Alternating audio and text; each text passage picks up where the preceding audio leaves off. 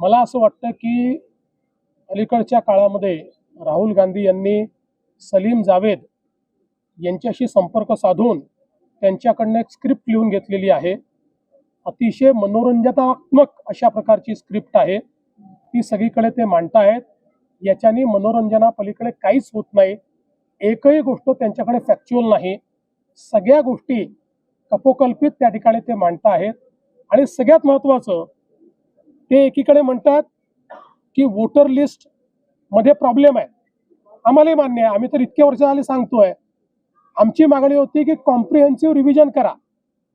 आता election commission म्हणते आम्ही कॉम्प्रिहेन्सिव्ह रिव्हिजन करायला तयार आहोत आणि बिहारमध्ये त्यांनी सुरू केलं तर राहुल गांधी म्हणतात कॉम्प्रिहेन्सिव्ह रिव्हिजन करू नका।